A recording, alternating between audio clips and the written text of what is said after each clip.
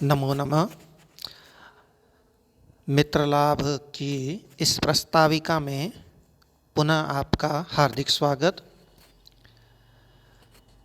पाटलिपुत्र के राजा सुदर्शन ने अपने मूर्ख पुत्रों के भविष्य के बारे में चिंतित होते हुए पंडितों की एक सभा आयोजित की थी और कहा था कि हे पंडितों, क्या कोई ऐसा विद्वान है जो हमेशा कुमार्ग पर चलने वाले, शास्त्रों का अध्ययन न करने वाले मेरे पुत्रों को नीति शास्त्र का उपदेश दे करके पुनर्जन्म कराने में समर्थ हो।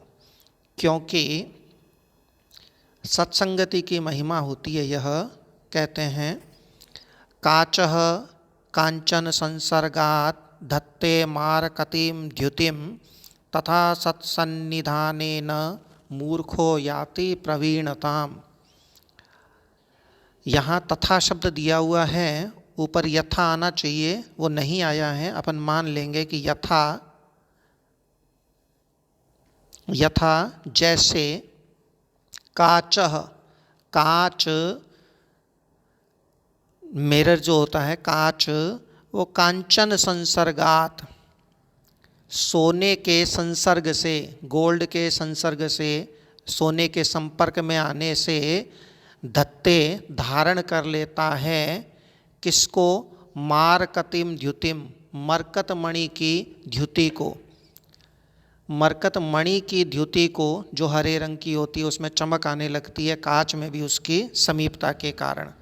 तो यथा जैसे काचः कांच कांचन संसर्गात, सोने के संसर्ग से मारकतीम द्युतिम, मरकत मणि की द्युति को, मरकत मणि की चमक को धत्ते धारण करता है, तथा उसी प्रकार मूर्खः, मूर्ख व्यक्ति जो कांच जैसा ही होता है, लेकिन सत्सन्निधानेन, सत्सन्निधानेन, सत्पुरुषों के सन्निधान से, संगति से, संपर्क से, वही मारकती द्युति के संपर्क से, मरकतमणि के संपर्क से प्रवीणताम याति, प्रवीणता को प्राप्त हो जाता है, निपुणता को प्राप्त हो जाता है, वह भी चतुर बन जाता है।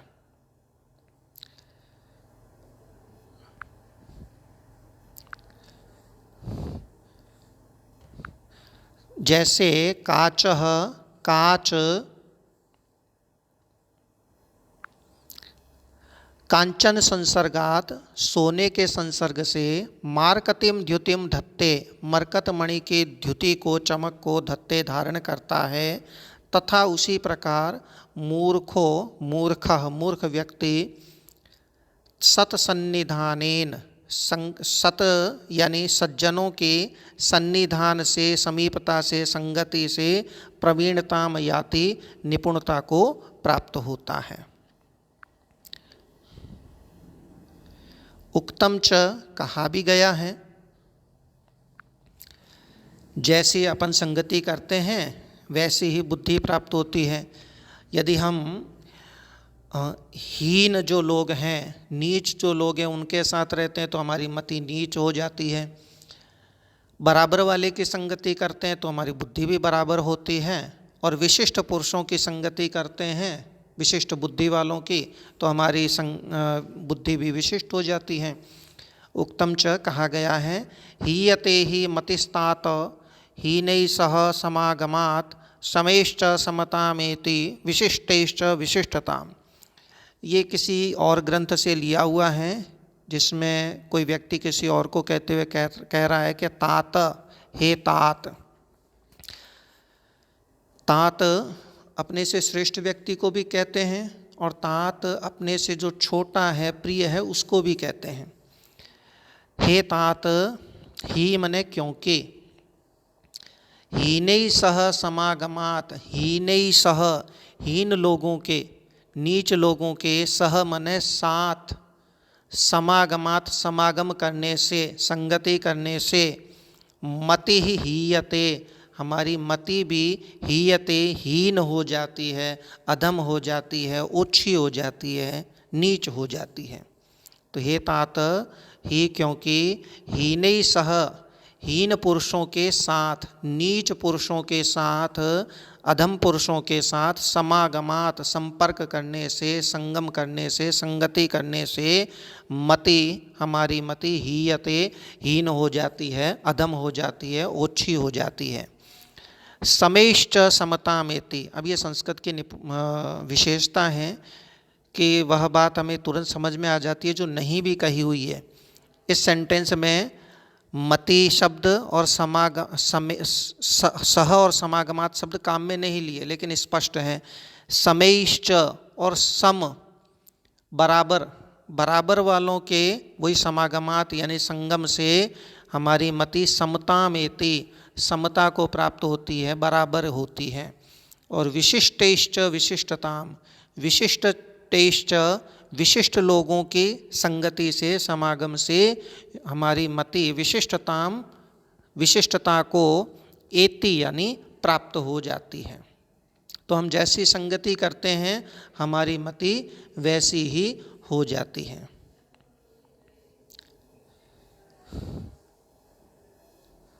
अत्रांतरे, इसी बीच, विष्णु शर्म नामा महापंडित, इसी बीच में सभा में एक विष्णु शर्मा नाम का एक बहुत बड़ा विद्वान था, वह बोलता है। तो अत्रांतरे, इसी बीच, विष्णु शर्मा नाम का महापंडित, महान पंडित, सकल नीति शास्त्र तत्वज्ञ, जो कि सकल समस्त नीति शास्त्र के तत्वज्ञ, तत्वों को जानने वाला था, वह बृहस्पति इव, बृहस्पति के इव यानी समान, अब्रवीत मने बोला। पुनः देखिए, अत्रांतरे, इसी बीच, बृहस्पतिरिव, बृहस्पति के समान, सकल नीति शास्त्र तत्वज्ञ, समस्त नीति शास्त्रों के तत्व को जानने वाला, रहस्यों को जानने वाला, विष्णु शर्म नाम का महापंडित अब्रवीत, महापंडित बोला। उसने क्या कहा? हे देव, हे महाराज, महाकुल संभूता, बड़े कुल में उत्पन्न हुए हैं, एते राजपुत्राः, ये राजपुत्र, इसलिए इसलिए मया, मेरे द्वारा, नीति ग्राहयितुम शक्यन्ते, ग्रहण कराए जा सकते हैं, मेरे द्वारा शिक्षा की नीति, जो नीति शिक्षा है वो ग्रहण करवाए जा सकते हैं।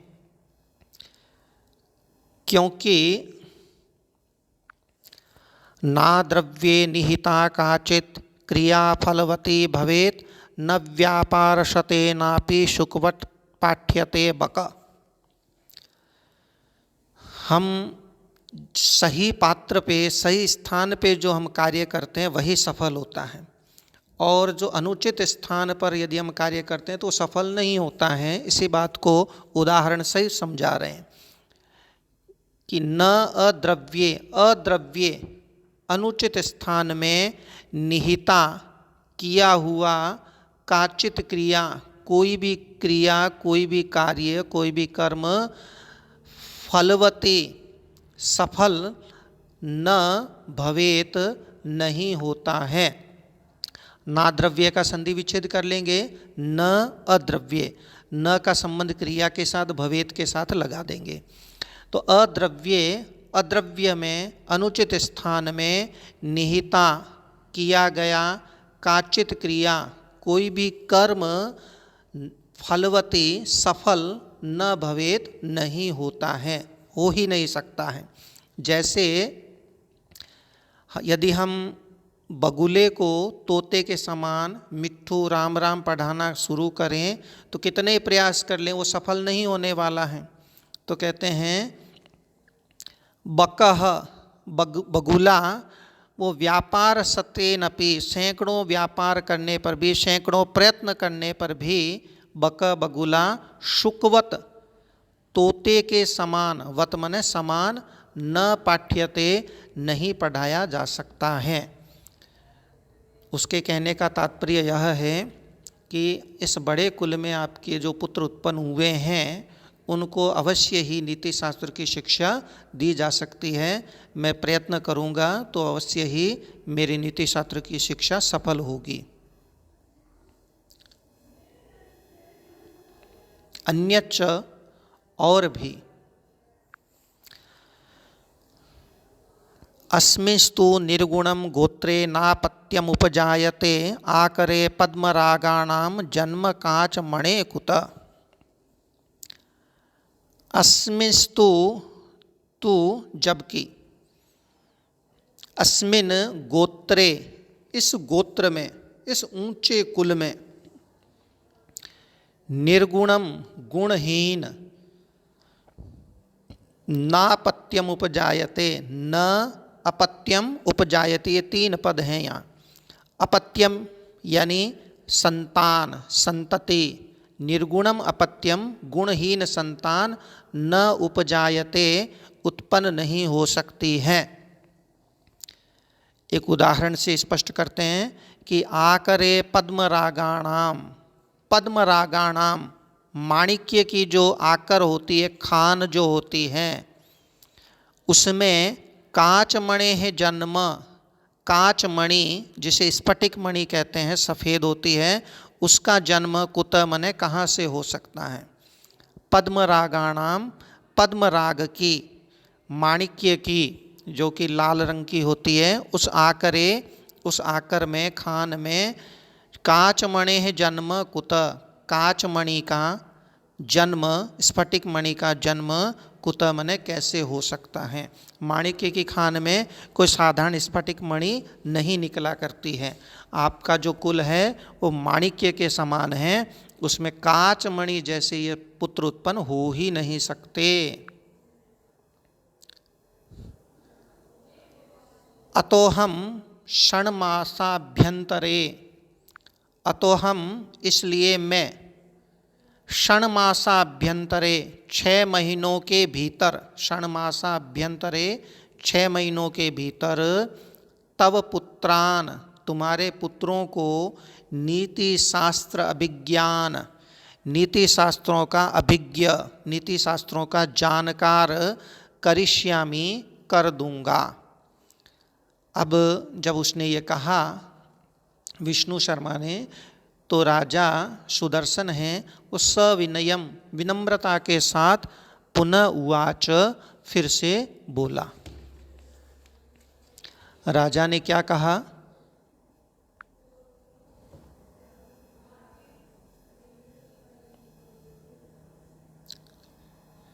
कीटोपि सुमन संगादारोहति सताम शिर, अस्मापि याति देवत्वं महद्भिः सुप्रतिष्ठित।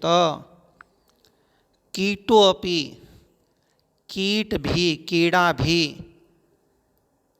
सुमनः संगात, सुमनः संगात पुष्प के संगति से, सताम सिरह सज्जनों के सिर पर, आरोहति मने चढ़ जाता है, आरोहण कर जाता है। कीड़ा जो बहुत तुच्छ हुआ करता है, लेकिन फूलों की जब संगति कर लेता है तो वह सज्जनों के सिर पर चला जाता है, माला इत्यादि के रूप में फूलों के साथ। अस्मापि पत्थर भी, महद भी सुप्रतिष्ठित, महद भी महापुरुषों के द्वारा सुप्रतिष्ठित, अच्छी तरह से स्थापित किया गया। कौन? अस्मापि पत्थर भी देवत्वम याति, देवत्व को प्राप्त हो जाता है। वह पत्थर भी महापुरुषों के द्वारा स्थापित किए जाने पर पूजने योग्य हो जाता है। अन्यच्च और भी, यथोदय गिरेर द्रव्यम सन्निकर्षेण दीप्यते तथा सत्सन्निधानेन हीन वर्णोपि दीप्यते। यथोदय गिरेर द्रव्यम, यथा जिस प्रकार से, उदय गिरे है, उदयाचल की, उदयाचल एक पर्वत होता है जो पूर्व दिशा में है, जहाँ से माना जाता है कि वहाँ सूर्य का उदय वहीं से होता है। तो यथा जैसे उदय गिरे है उदयाचल पर्वत की, द्रव्यम द्रव्य वस्तुएं, औषधियाँ, वो सन्निकर्षेण संपर्क से, सूर्य के संपर्क से, दीप्यते चमक उठती हैं। तथा उसी प्रकार हीन वर्णो अपि, हीन वर्ण भी, नीच व्यक्ति भी, नीच जाति का व्यक्ति भी सत्सन्निधानेन, सत्पुरुषों की सन्निधान से, संसर्ग से दीप्यते, सुशोभित हो उठता है, चमक जाता है, चमक उठता है।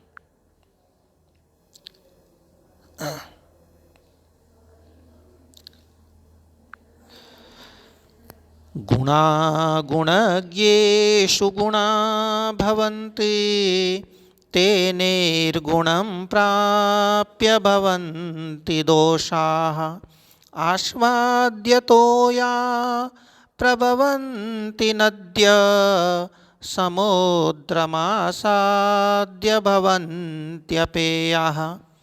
सत्संगति की ही महिमा को स्पष्ट करते हुए कहा जा रहा है कि गुणाः, गुण, गुणज्ञेषु, गुणवान व्यक्तियों में ही गुणा भवन्ति, गुण के रूप में भवन्ति माने रहते हैं।